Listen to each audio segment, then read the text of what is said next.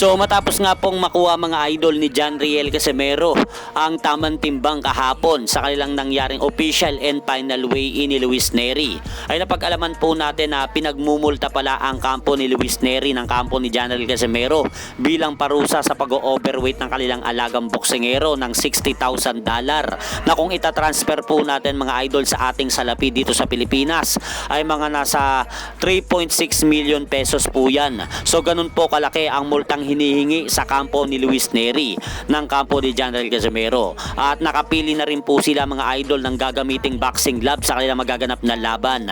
At ang napili nga po mga idol ng ating pambato na si Cuadro Alas na gagamiting boxing glove ay itong punching glove na rival, at ang kay Luis Nery naman po mga idol ay ang Cleto Reyes boxing glove. At speaking John Riel Casimero mga idol, kahapon din po ay nag-umpisa na po itong kumain pagkatapos makapili ng boxing glove na gagamitin nila sa laban. So bale nagre-relax na lang po ang ating pambato na si Cuadro Alas sa kanyang kwarto at naghihintay ng laban nila ni Luis Nery.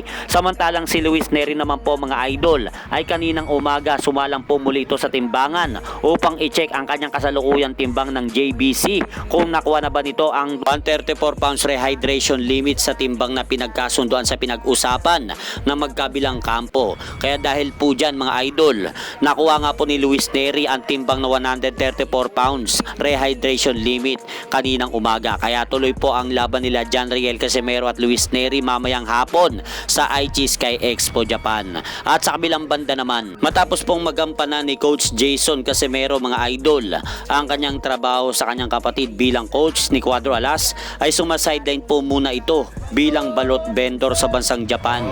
Dahil makikita po natin na habang inaalok nga po ni Kuya Lods ang kanyang tindang balot, ay agad nga pong may bumili sa kanya, at eto nga po ay sina former boxing world champion Jerry Peñalosa. Panoorin po natin mga idol ang video na yan nakuha ng Cuadro Alas It's My Boy. Balot! Oh. Balot! Balot! Hoy! Balot! Balot! Balot! Kamligim nagbalot sa Japan. Mali ang balot sa Japan. Diskarte ba? Kay salatan na rin ba? Dagan may Pinoy dire, way balot. Mo baligya tag balot. Kada premium ni Ayo. Casimero? Iyam to. Lahi ni diskarte man nato. So ayos din po pala itong diskarte mga idol ni Coach Jason Casimero, dahil habang nag-aantay sila magkapatid ng laban bukas ay sumasideline muna ito ng ibang trabaho sa bansang Japan bilang balot vendor. At sa iba pang balita, matapos nga pong dumating sa bansang Amerika si Manny Pacquiao nung nakarang araw, ay muling ipinakita nito ang kanyang bato-batong katawan sa kanyang mga fans sa Amerika na nakapaligid sa kanya.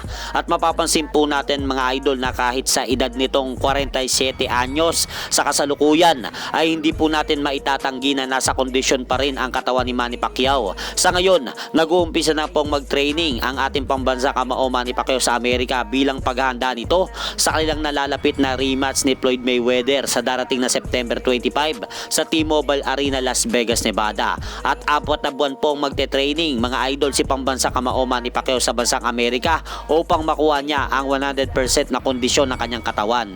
At hanggang dito na lang po muna ang aking update sa mga kaganapan sa mundo ng boxing. At syempre mga idol, huwag nyo rin pong kalimutan, pakisuportahan nyo naman po muna ang ating munting channel. Maraming salamat po.